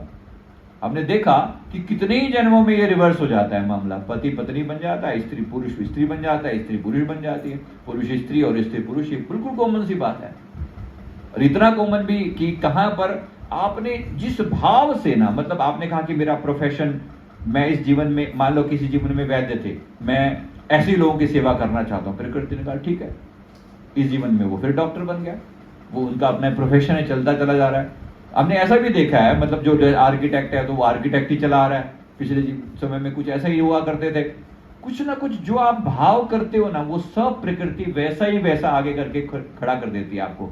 लेकिन सारी बातें अपनी तरफ मुक्त क्यों नहीं हुए अभी तक? फिर जीवन के इस रहस्य को समझा नहीं ना, तो बंध गए। जो भी हमने मन में भाव किया उससे हम बंधे पड़े हैं आज तक। अब देखो आज अपने जीवन में कौन कौन से बंधन हैं। क्या धन आपका बंधन है? जरा चेक करके देखो, अपने मन के अंदर देखो, मैं किसी से पूछ नहीं रहा हूं। क्या धन बंधन है? मन में डिजायर है? अगर डिजायर है तो वो बंधन है। दूसरा, क्या रिश्ते बंधन है? कोई पर्टिकुलर रिश्ता जो बहुत तकलीफ देता है या बहुत फेवरेबल है, तो मन ये ना कह दे कि नहीं नहीं यही पुत्र चाहिए, या यही माँ चाहिए, या यही पत्नी चाहिए, या यही पति चाहिए। आप ऐसा कोई गलत संकल्प तो नहीं डाल रहे? अगर डाल रहे तो पूरा हो जाएगा, वो भी पूरा हो जाएगा। बात समझ में आ रही? आप बंध गए, फिर बंध गए, फिर आपको वो संकल्प उसको निभाना ही पड़ेगा। एक बार, अभी तक वो कच्चा फल है, जब तक ये जीवन है वो फल कच्चा है। जैसे ही वो जीवन पूरा हुआ, अब वो पक गया, अब उसमें स्टैम्प लग गई, अब आप इससे बाहर नहीं आ सकते। अब इसको आपको जीना ही पड़ेगा, निभाना ही पड़ेगा। There is no way out. तो पहली चीज इसमें क्या होनी चाहिए? गुरु महाराज जी से, परमात्मा से, इष्ट से माफी मांगना। हे प्रभु, मेरे वो सारे संकल्प विकल्प जो मैंने गलती से उठाए, मैं सब आपके चरणों में समर्पित करता हूं। यहां से होगी मुक्ति का रास्ता। तो पहली चीज समर्पण करना। प्रभु मैं अनजान हूं, मुझे नहीं पता मेरी कौन सी बात मुझे बंधन में डाल दे। या तो आप इतने ज्ञानी हो, इतने समझदार हो कि जो बंधन है वो आराम से समझ के साथ काट सको। नहीं हो तो समर्पण, अगर समझदार हो, नहीं हो तो समर्पण भाव से, हे प्रभु मैं अपने समस्त भावों को आपके चरणों में समर्पित करता हूं। अपने हर रिश्ते को, अपने हर विचार को, अपने हर भाव को, अपने श्वास श्वास को समर्पित करता हूं। अब मेरे सदगुरु क्या कहते हैं? गुरु महाराज जी ने एक ऐसा रास्ता निकाला इन सारे बंधनों से मुक्त करने का जो सर्वोपरि है, सर्वोत्तम है। क्या कहा उन्होंने? श्वास श्वास में नाम जप, वृथा श्वास मत खोए, ना जाने की अंत का यही श्वास ही होए। उन्होंने श्वास के साथ एक शब्द जोड़ दिया। बड़ा कमाल का शब्द है वो कमाल का शब्द है। वो कर क्या रहा है वो शब्द? और जैसे जैसे आप जप रहे हो, वो शब्द आपके अंदर के संकल्पों विकल्पों को समाप्त करता जाता है। भाई एक मेरा मन फालतू के विचार सोचेगा या उस शब्द के बारे में सोचेगा, एक ही काम करेगा। हमारा मन मल्टीटास्किंग नहीं है, दो चीजें एक साथ कभी नहीं कर सकता, वो एक ही काम करेगा। भाई सोचेगा या फिर एक शब्द का चिंतन करेगा। मान लो वो शब्द शिवोहम है, एक उदाहरण से बता रहा हूं, शिवोहम है, राम है, कुछ भी है, राइट। अब राम राम, मन में राम राम आपको सोचना है। अब मन में या तो राम सोचोगे या कोई संसार की किसी बात का चिंतन करोगे, एक ही बात पकड़ोगे ना, दो बातें एक साथ थोड़ी चलेगी। कभी कभी हो सकता है दो जोड़ों की थोड़ी खिचड़ी पके भी सही, कभी कभी मन विचार तो ये भी कर रहा होता है, ये भी कर रहा होता है, ये भी कर रहा होता है, ऐसा भी चल रहा होता है। लेकिन अंत में आप किसको ज्यादा महत्व दोगे, चीज वही सफल होने वाली है। तो अंत में हमने क्या मांगा? अगर मैं राम राम कर रहा हूं, कहीं ना कहीं वो राम मुझे याद दिला रहा है। किसकी याद दिला रहा है? अपनी आत्मा की, अपने सदगुरु की, परमात्मा की। तो मैं बंधन मुक्त होता जा रहा हूं। मान लो मैंने आज कोई गलत संकल्प उठा भी दिया, मन में कोई इच्छा पैदा कर दी कि ये ऐसी गाड़ी होनी चाहिए, या ऐसा घर होना चाहिए, या ऐसा कोई भी चीज मेरे मन में आज संकल्प पैदा हो गया। अच्छा, कल मैंने विचार किया कि नहीं, ये संकल्प तो गलत हो गया, मन में भाव पैदा हो गया, इच्छा पैदा हो गई। तो मन को मैंने तुरंत पकड़ा और वहीं का वहीं उस चीज को काट दिया कि प्रभु मैं अपने उस भाव को आपको समर्पित करता हूं। जैसे मैंने समर्पण का भाव किया, ये वो भाव है जो सारे भावों से आपको मुक्त कर देता है। बात समझ में आ रही? श्री सद्गुरुदेवाय समर्पयामि, हे प्रभु मैं आपको समर्पित करता हूं। जैसे मैंने ये भाव किया, मेरे बाकी के बंधन सब कटने शुरू हो गए। श्वास श्वास में मैं परमात्मा का नाम जप रहा हूं। अब कर्म बंधन कैसा होगा? अब सोचिए, अब कर्म बंधन से मुक्ति मिलनी शुरू हो जाएगी। यही तरीका जो गुरुदेव ने निकाला। वैसे 5 तरीके गुरुदेव ने बताए हैं, इन्हीं 5 की मैं बात कर रहा हूं, जो 5 नियम है, लेकिन मैं अपने ढंग से बात करूंगा। श्री आरती पूजा, सेवा, सत्संग, सुमरन, ध्यान, ये सभी आप जानते हैं, मैं अपने ढंग से बात करूंगा। जिसको गुरुदेव श्री आरती पूजा कह रहे हैं, जिसको श्री आरती पूजा कह रहे हैं, उसको हम प्रेम योग कह रहे हैं। परमात्मा से प्रेम करना, प्रेम करना। प्रेम भाव में आप किस, प्रेम भाव ही आगे समर्पण को जन्म देता है। जिसके प्रति प्रेम होगा, समर्पण भी घटित हो जाएगा। प्रेम योग समझ में आता है। दूसरा कर्म योग, जब आपने सेवा की बात करी, तो सेवा में मैं जो भी कर रहा हूं, मैं किस भाव से कर रहा हूं, वो मेरे लिए बहुत इंपॉर्टेंट है। मेरा भाव मोस्ट इंपॉर्टेंट है। ये समझ में आ रही है बात? भाव मतलब मैंने कोई भी काम किया, एक दुकान पे मैं जा रहा हूं, अपने काम के लिए, ऑफिस के लिए निकला। छोटी सी उदाहरण बात समझाने के लिए, मजदूर जो है कहीं पर काम कर रहे थे। एक व्यक्ति ने जाकर, कोई साधु जो है वहां से निकले, तो किसी से पूछ लिया मजदूर से, भाई क्या कर रहा है? गर्मी के दिन बिल्कुल पसीनो पसीना शरीर हुआ पड़ा, और जब उन्होंने पूछा कि क्या कर रहा है, तो कहा कि देख नहीं रहे हो, पत्थर तोड़ रहा हूं। भाव है, पत्थर तोड़ रहा हूं, पसीना पसीना, और क्या इतनी गर्मी में, और मैं क्या करूंगा यहाँ पर, पत्थर तोड़ रहा हूं। सेम काम पत्थर एक और भी तोड़ रहा है। उससे जाके पूछा, भाई क्या कर रहे हो? कहा कि बच्चों के लिए आजीविका कमा रहा हूं। पत्थर वो भी तोड़ रहा है, लेकिन भाव थोड़ा सा बदल गया, बच्चों के लिए आजीविका कमा रहा हूं। अच्छा, ये पत्थर टूट के कहां लगने थे? किसी मंदिर में लगने थे। लास्ट में किसी और से पूछा, भाई क्या कर रहे हो? कर तो वो भी वही रहा है, लेकिन वो क्या कह रहा है? कहता है मैं भगवान के मंदिर में थोड़ी सी अपनी सेवा भेंट कर रहा हूं। तीनों ने एक ही काम, लेकिन भाव तीनों के अलग, रिजल्ट अलग। समझ में आया? रिजल्ट अंत में कौन सा स्वीकार होगा? जो तीसरा है वो सब सर्वोत्तम। दूसरा भी ठीक ठाक है, कम से कम पहले की तरह आप गुस्से में तो नहीं हो। दूसरा कम से कम आजीविका कमा रहा हूं, ठीक है, अच्छा है। लेकिन उससे भी उत्तम होता हो कि समर्पण भाव में कहता भगवान का मंदिर बना रहा हूं। भाव बदल गया, प्रेम हो गया। तो कार्य वही है, लेकिन कार्य का इंटेंशन चेंज होते ही उसका रिजल्ट बदल गया। बात समझ में आई? तो यहां से शुरू होती है कर्म बंधन से मुक्ति की कहानी। जैसे ही आप कर्म बंधन को, जब आप भाव बदल देते हैं किसी भी कार्य के साथ होने वाला, आपका रिजल्ट बिल्कुल बदल जाता है।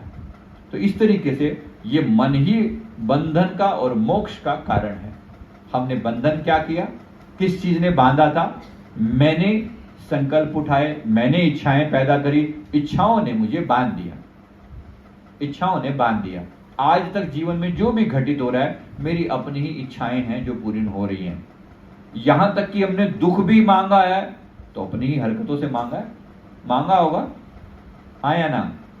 जीवन में दुख है, शारीरिक पीड़ाएं भी हैं, हमने मांगा होगा, जरूर मांगा होगा। हे परमात्मा भर भर के खाऊं, खूब खाऊं। खाओगे तो सही, रिजल्ट क्या होगा? ये जो तोंद निकलेगी 15 किलो बाहर, वो कौन निकलेगा? किसकी निकलेगी? वो आप ही की निकलेगी। ऑब्वियसली जो बंदा खाएगा मैं खूब खाऊं, कोई काम करने को ना हो, तथास्तु, मिल गया तुम्हें, वरदान मिल गया, लेकिन करोगे क्या? दुखी हो गए बैठ के। आपने क्या मांगा? छोटी सी छोटी मांग परमात्मा सुन रहा है, पूरी कर रहा है। तो जरा संकल्प ध्यान से उठाना। इस संकल्प को अगर मुझे बदलना पड़े तो मैं क्या करूंगा? मैं ऐसा संकल्प उठाऊंगा जो मैं चाहता हूं कि वो पुराने संकल्प को कैंसिल भी कर दे और नया संकल्प को सही वाला उठाए। राइट? समझ में आ रहा है? तो हमने क्या किया? अपने संकल्प को सही किया। वो जो गलत भाव थे, वो जो गलत सोच थी, उसको हमने खत्म किया। और उसकी जगह पर एक सही सोच को डालें।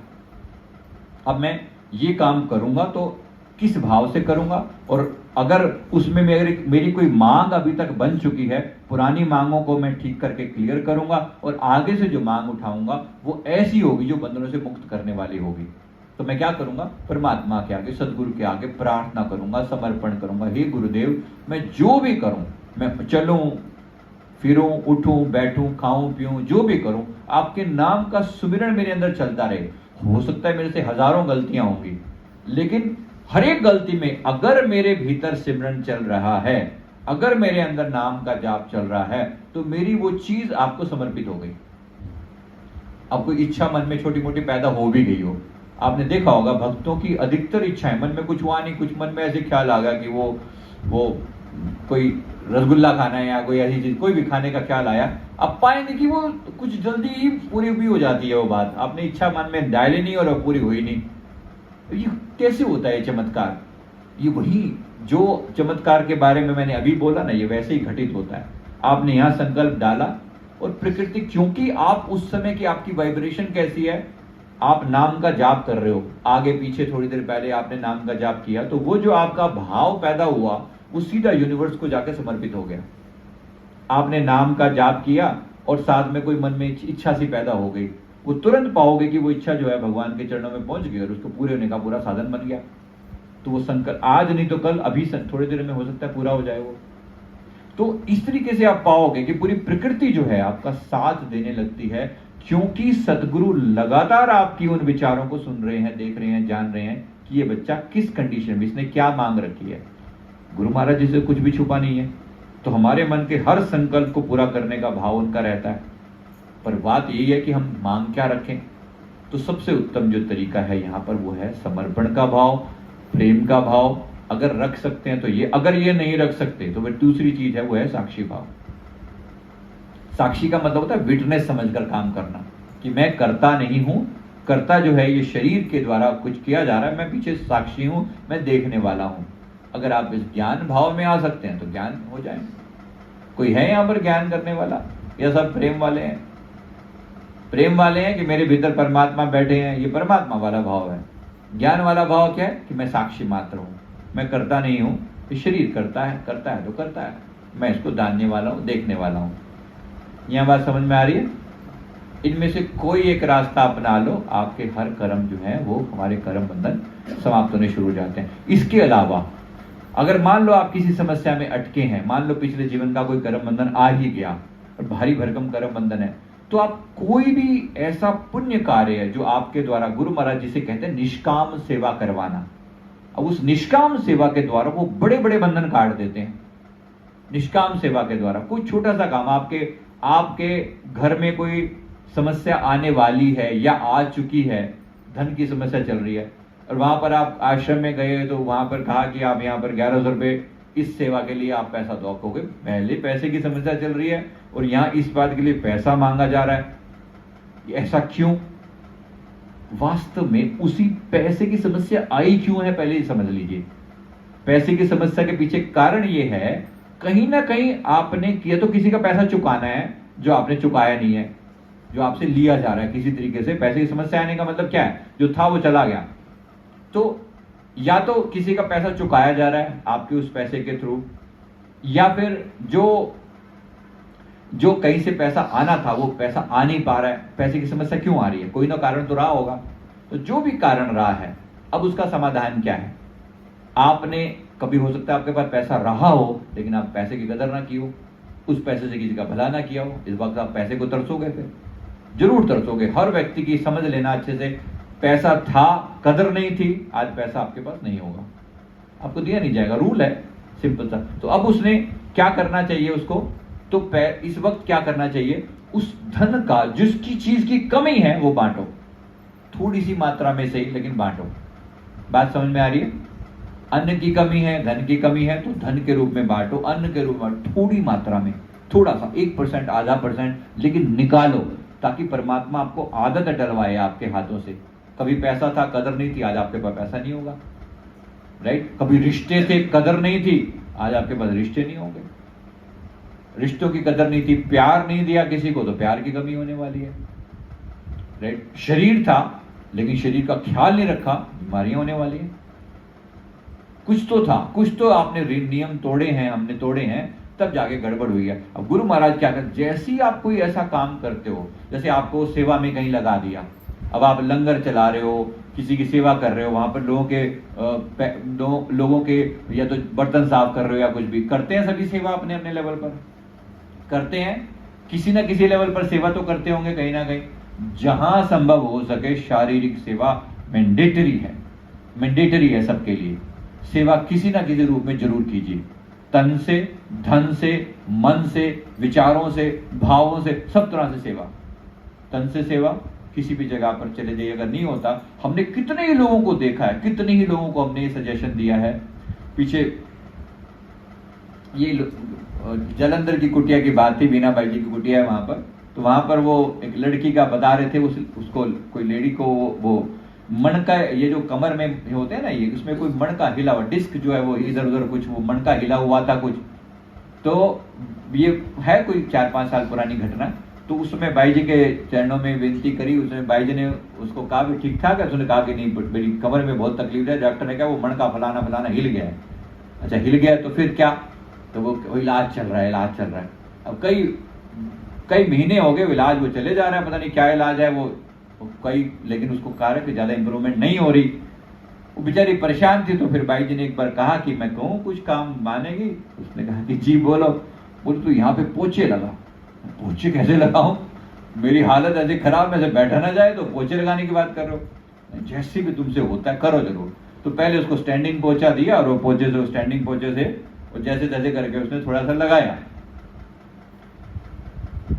संतों का आशीर्वाद, गुरु महाराज जी की कृपा, युक्ति होती है, टेक्निक होती है बाहर आने की। वो 2-4 बार पोछा क्या लगाया, वो पोछा धीरे धीरे वो ऐसा ठीक सा लगने लगा कि आज दर्द थोड़ा कम हो रहा है, तो थोड़ा बैठ के लगा लो। अभी खड़े होके लगा रहे, बैठ के लगाना पोछा अच्छा खासा मुश्किल काम है। चलो आप वो रख लो, वो क्या होता है मूड़ा सा रख लो, उसके ऊपर बैठ के लगा लो।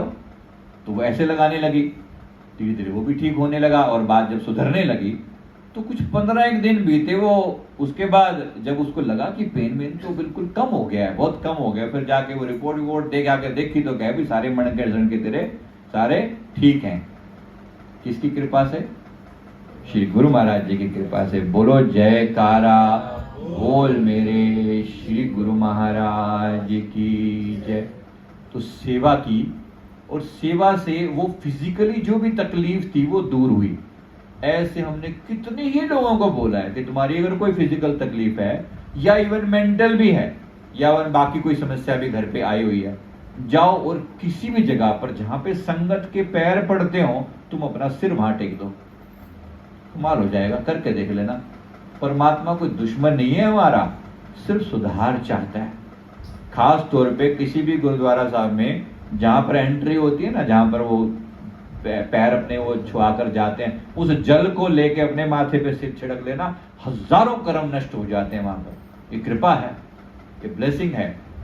जहां पे भी आप झुकोगे ना, प्रकृति कोई दुश्मन थोड़ी है, वो आपसे बस इतना ही चाह रही है कि आओ और थोड़ी सी अपने अहंकार को कम करो, अपने ईगो सेल्फ को थोड़ा डाउन करो। कर्म कट रहे हैं, बाकी गुरु कृपा काट रहे हैं जैसे तैसे करके।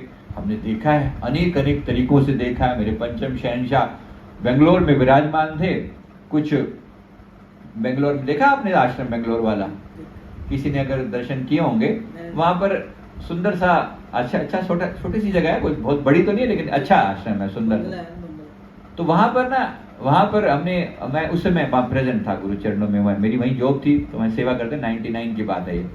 तो श्री गुरु महाराज जी सुबह के समय श्री आरती के बाद आए, तो नीचे देखा कोई जगह ना पेड़ लगे हुए थे नारियल के, वहां पर 4-5 पेड़ लगे। तो श्री गुरु महाराज की मौज हुई कि ये पेड़ थोड़े हटा के ना, अब ये इसको साफ कर दो, और 4-5 पेड़ लगे तो साफ कर दो, और यहाँ पर ये जो ड्राइवर वगैरह आते हैं, लोगों की गाड़ियां होती हैं, साथ में ड्राइवरों को इधर उधर घूमते रहते हैं, तो उनको कहीं एक ठिकाना दे दो, तो यहाँ बैठे रहेंगे, अपना आराम कर लेंगे, थोड़ा चाय वाय ले लेंगे, जो भी ऐसा सिस्टम बना दो।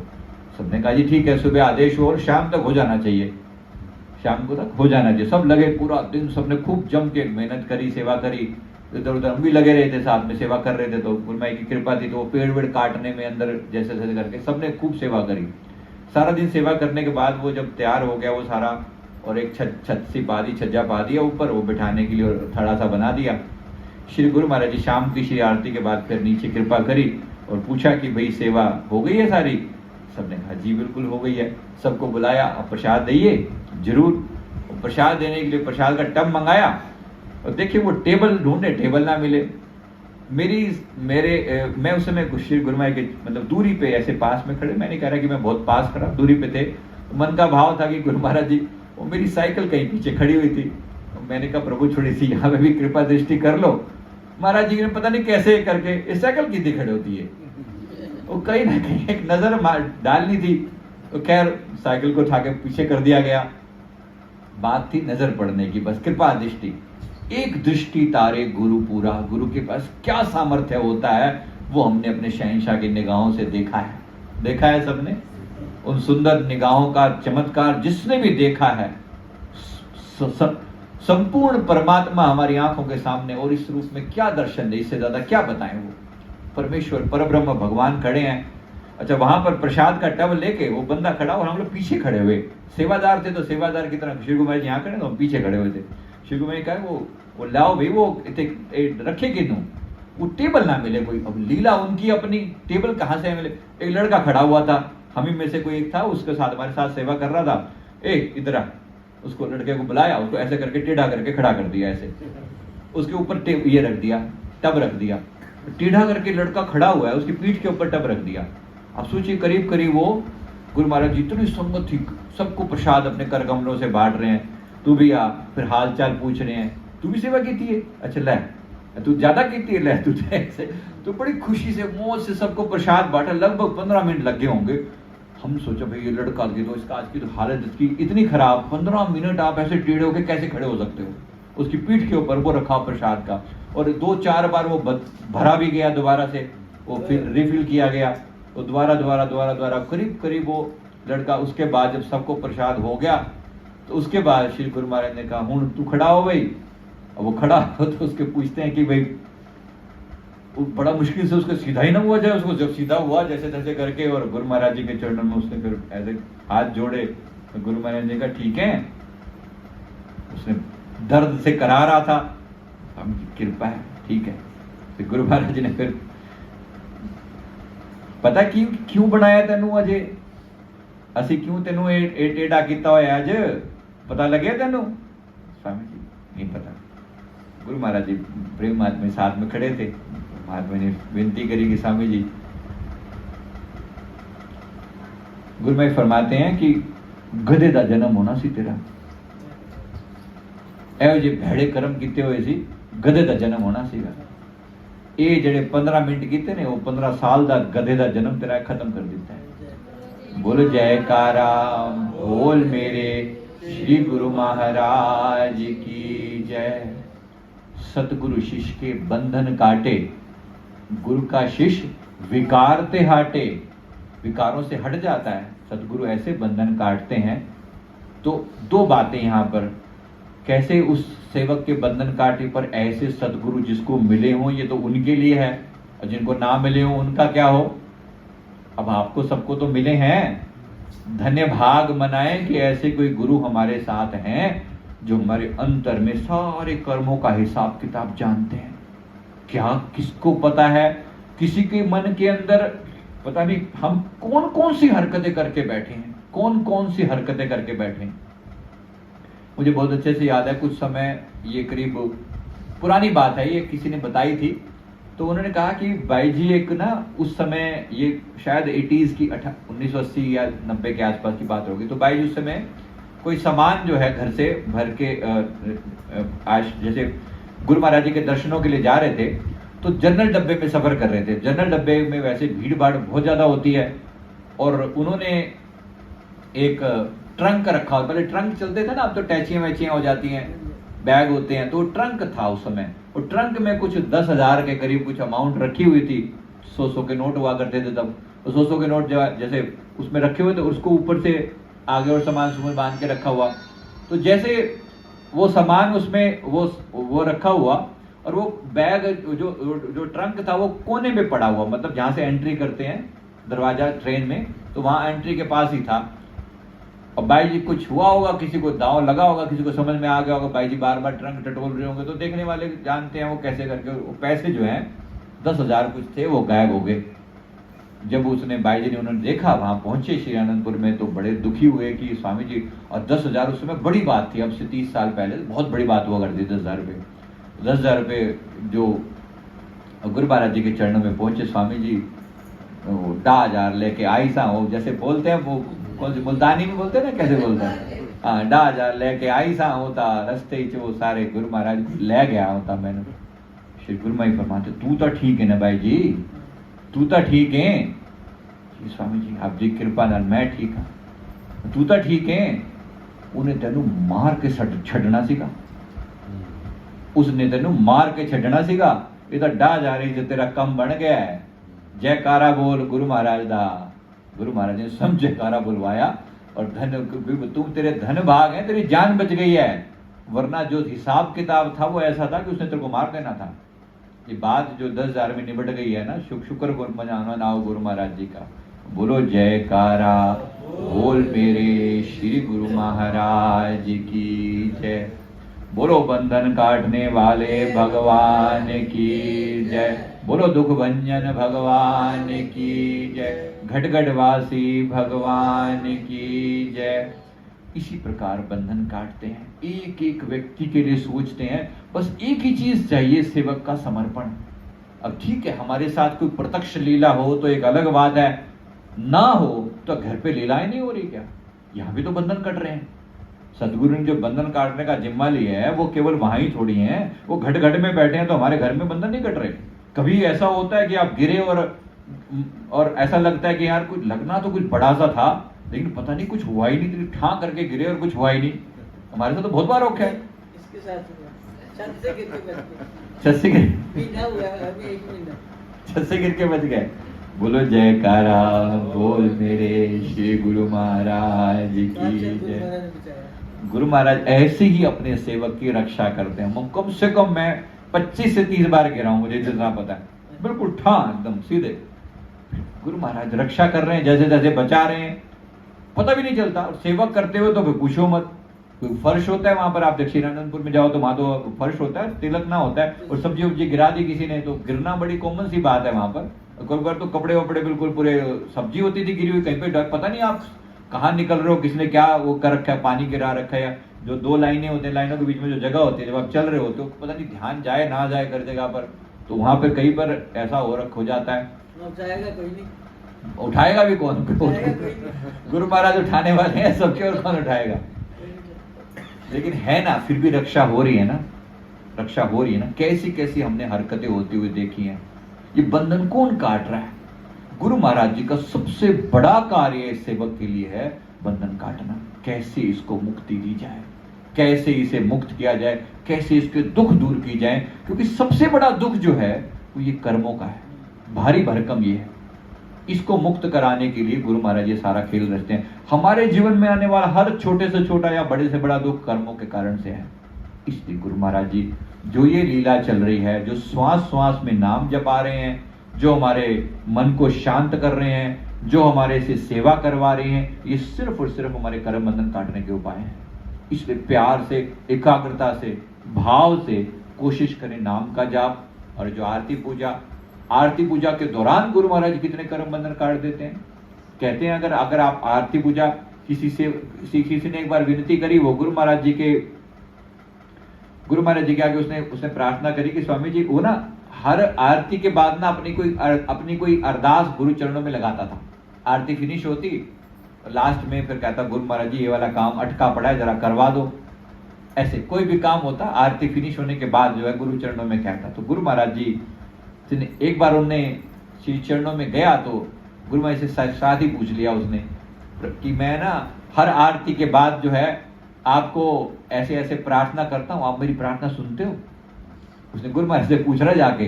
अभी तो नहीं, हिम्मत भी किसी किसी में होती है, गुरु महाराज के सामने डायरेक्ट पूछ रहा है कि ऐसे आप मेरी बात सुनते हो क्या? श्री गुरु महाराज ने फरमाया, जे तू उस टाइम अपनी आरती ढंग नाल कर लेवे तो तेन कुछ कहने की लोड़ नहीं। अगर तेरी आरती में एकाग्रता हो तो तुझे कहने की जरूरत नहीं, हम तेरे दिल की वैसे भी जानते हैं, हमें क्या नहीं पता। ये श्री गुरु महाराज के पावन वचन थे पंचम पातशाही जी के, कि हमारे सामने क्या छुपा हुआ है। तू आरती में चित्त लगा, तू इस बात पे फोकस मत कर कि मेरी कौन सी डिमांड पेंडिंग है, वो हमारा काम है। तू बस आरती चित्त लगा कर दिल लगा कर बस, बाकी सब हमारा काम है। तो बात समझ में आ गई। आरती पूजा इष्ट की करे जो दिल चित्त लगाए, आदि व्याधि व्यापे नहीं सुख में रहे समाये। ये आरती पूजा के बारे में वरदान दिया है गुरु महाराज जी ने, अब प्यार से करो, किसने रोका है? आरती पूजा इष्ट की करे जो चित्त लगाए, आदि व्याधि मतलब आदि दोनों तरह की बीमारियां, संसारिक बीमारियां, मानसिक बीमारियां सारी कवर कर दी, व्यापे नहीं सुख में रहे समाये। आशीर्वाद है।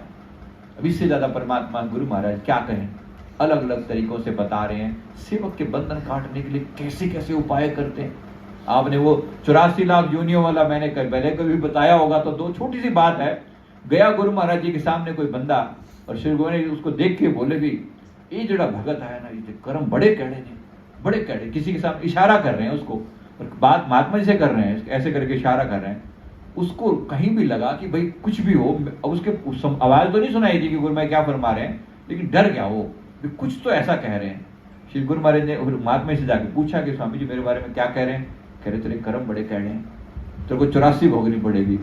उसकी तो हालत खराब होगी। गुरु महाराज क्या करूं? महात्मा जी से पूछा कि मैं क्या बोलूं? गुरु महाराज से प्रार्थना करो, 84 काटने वाले भी तो आप हो, करो, काटो 84। उस लेट गया वहीं पे गुरु महाराज जी के आगे, स्वामी जी मेरी 84 कटो, स्वामी जी मेरी 84 कटो, स्वामी जी 84 कटो। ठीक है, कल आई तेरी, कल 84 कट्टाएंगे। दयालु भगवान पता नहीं कैसे रीझ जाए, क्या करवा लें।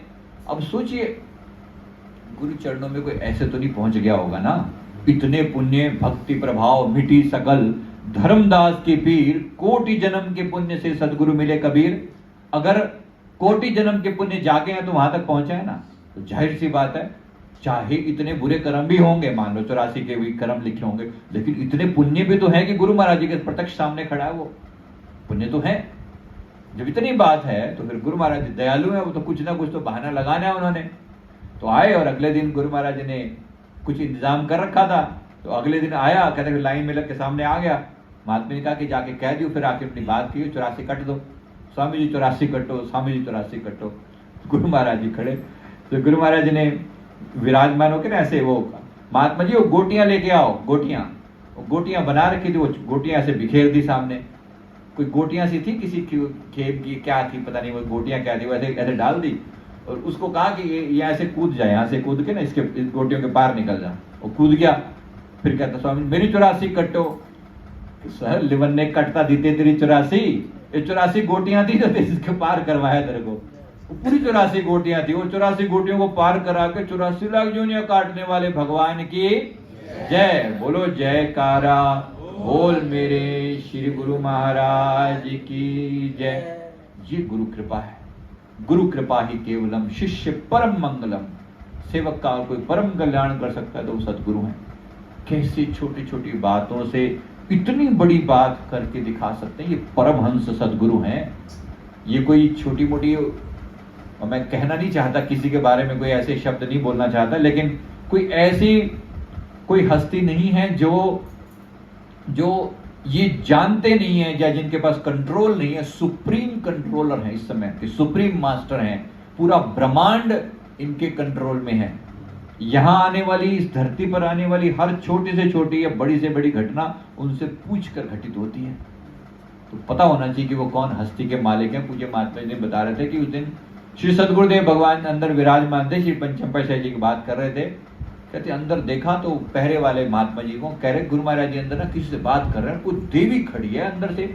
मैंने झांक के देखा, थोड़ी सी झलक, आधा दरवाजा खुला हुआ, तो मैंने कहते अंदर देखा तो ऐसी कोई इतनी बड़ी सी रोशनी चमक रही है, और उसने ऐसे लाल वस्त्र पहने हुए हैं और बड़ा सा मुकुट ऐसे पहना हुआ, गुरु महाराज जी के सामने ऐसे खड़ी हुई है वो, और हाथ जोड़ के श्री गुरु महाराज के आगे प्रार्थना कर रही है। वो गुरु महाराज जी से बात करें नहीं, गुरु महाराज जी उसको ऐसे फरमा रहे नहीं, जब तक 80 बैठे हैं ऐसे नहीं कर सकते, ये नहीं करना। उनको समझ रहे हैं क्या बात हो रही है, लेकिन ये किसी चीज के बारे में कुछ बात हो रही थी। अब ये कौन थी, ये क्या था, इनको उस समय समझ में नहीं आया। बाद में ये भेद पता चला, क्योंकि अगले दिन महाराष्ट्र में उस जगह पर भूकंप आया। 200 किलोमीटर दूर वहां से, मतलब पुणे से 200 किलोमीटर दूर के एरिया में कई जगह पर भूकंप आया। हाँ, लातूर शायद वहां से दूर था, अच्छे खासी दूरी पर है। वहां पर श्री गुरु महाराज जी वहां पर खड़े होके वो आदेश, वो थी भूदेवी माता पृथ्वी स्वयं श्री गुरु महाराज जी के आगे नतमस्तक होकर प्रार्थना कर रही है कि भूकंप आना है यहाँ पर। अब ये इनकी किस्मत में लिखा हुआ है, लेकिन गुरु महाराज जी फरमा रहे हम विराजमान हैं यहाँ पर, हमारे होते हुए नहीं होगा, तो यहाँ से दूर पर करो। अब जो भी था उन्होंने अपना, कुदरत का काम है वो करना तो है, नुकसान भी हुआ जो भी हुआ, लेकिन उस जगह पर उनकी कृपा से किसी का बाल बांका नहीं हुआ। समझ में आ रही है बात? कितनी बड़ी रहमत है। ये जो 26/11 हुआ था 2012 में, 2000 कब हुआ था? जो 26/11 वाला जो हुआ था, ये आतंकी आए थे, ये बॉम्बे में जब ये आतंकी वो हुआ था ताज होटल पे, उस समय भी श्री गुरु महाराज जी वहीं पे विराजमान थे। स्वयं श्री आनंद उसमें श्री प्रयाग धाम में विराजमान थे, और श्री गुरु महाराज जी ने उर्ली से मुंबई चलो, सुबह से उठे 5 बजे, और वो दिन में घटना घटी थी मेरे ख्याल से 10-11 बजे की सुबह की बात है ये, और सुबह गुरु महाराज 5 बजे विराजमान होकर चलो मुंबई चलो, कैसे करके मुंबई चलो। महात्मा जी कहे क्या गुरु महाराज जी इतना वो कर रहे हैं, मतलब इतनी जल्दीबाजी, मुंबई चलो, जैसे तैसे करके उन्हें सामान लादा। 2-2.5 घंटे का रास्ता है, सुबह निकल आए वहां से, 5 बजे कहते वहां से चले, 7:30 के आसपास मुंबई अमरधाम में विराजमान हुए। वहां पर वहां जाते ही लगभग वही जो टाइम था ना, उस समय में पानी की लीला चालू कर दी। वो पाइप मंगाया पानी वाला, पानी का करते थे ना कई बार लीला, याद होगी आप सभी को। श्री गुरु महाराज जी पानी का पाइप मंगाया, और ऐसे महात्मा जी सबके ऊपर ऐसे पानी की वो फुहार मारो ऐसे करके। देखा है कभी वो फुहार? खाई है कभी? हाँ, अगर वो उसका झीली है तो आनंद लिया होगा। वो हमारी आंखों देखी घटना, मतलब यहाँ वैसे तो हमने कितनी बार देखा, लेकिन वो उस समय तो हम नहीं थे, लेकिन श्री गुरु महाराज मतलब उस समय में, ठीक उसी समय में आतंकी हमला हो रहा है वहां पर, लेकिन सबको गुरु महाराज जी ने सारे अपने गुरुमुखों को सुरक्षित वहां निकाल के रखा हुआ है। ये सब जानते हैं ना अंतर्यामी भगवानी से ज्यादा और क्या दिखाएं। और वहां कहते हैं कि किसी उस हमले में हमारे कोई 2-3 लोग थे जो गुरुमुख थे, और कैसे उनको इशारा किया गया, उनको किसी ने इशारा किया, उनको बोला भागो यहाँ से, जैसे तैसे करके वो कहते बेसमेंट से। आज के सत्संग की सभी गुरुमुखों को लाखों लाख बधाई हो। बोलो जयकारा, बोल मेरे श्री गुरु महाराज की जय, बोलो श्री आनंदपुर वासी भगवान की जय। ऐसे और वीडियोस देखने के लिए इस चैनल को सब्सक्राइब करें और इस वीडियो को ज़्यादा से ज़्यादा शेयर करें, ताकि और भी गुरुमुख जन लाभ प्राप्त कर सकें। सभी गुरुमुखों को सा प्रेम जय सच्चिदानंद जी।